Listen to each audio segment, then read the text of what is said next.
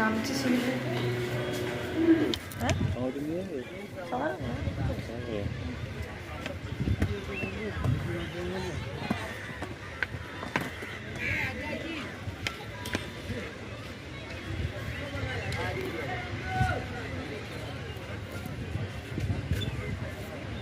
হাঁটো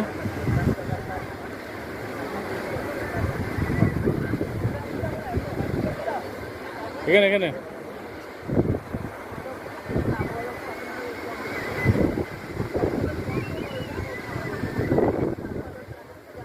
কাকে যাবে?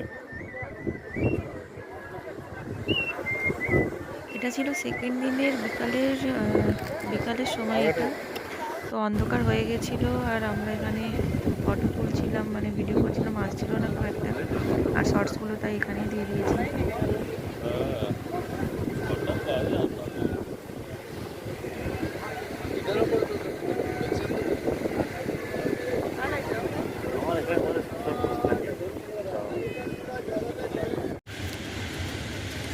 ফ্রেশ ফ্রেশ ওয়েদার লাগছে। গরুগুলো ঘিরে পুরো একদম 12টা বাজিয়ে দিয়েছে সব জায়গা স্পটি করে করে। লাল চা খাবে? না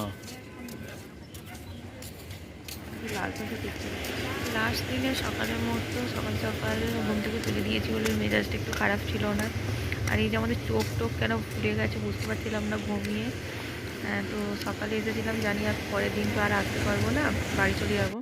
তো সকালের এই দৃশ্য, এই সমুদ্রের শব্দ, এইগুলো আগে তো না হয় ওই জন্যই এসেছিলাম, একটু জোর করেই এসেছিলাম, মানে ঘুম থেকে উঠে। তাই আমার করে শোনো তোমরা।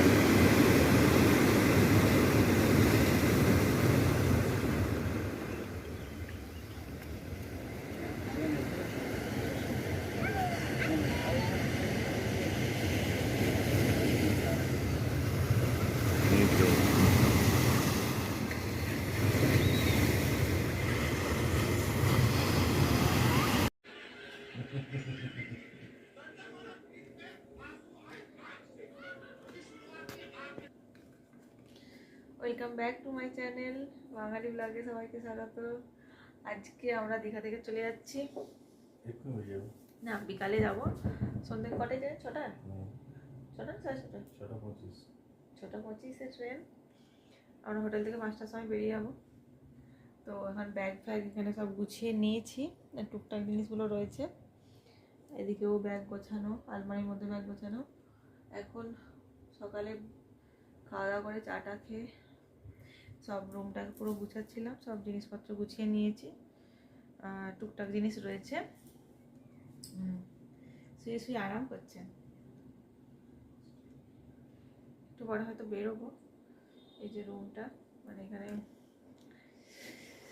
জানি না আবার কবে আসবো। এইগুলোকে একটু মিস করবো। হ্যাঁ কবে আসবো জানি না। না না খুলে দেখলাম বাইরে রোদ্দুর। কিছু বলবেন? কেমন ছিল ট্রিপটা এখনো পর্যন্ত?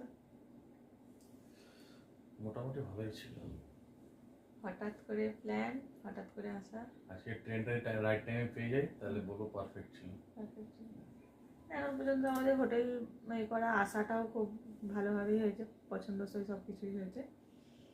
তো যদি বেরোই নদীতে একটু যাওয়ার ইচ্ছা আছে। মন ভরে ব্যাগ কিনেছি, মন ভরে ব্যাগ সবার জন্য ব্যাগ নেওয়া হয়েছে। হ্যাঁ আর ঠিক আছে, পরে কথা হবে।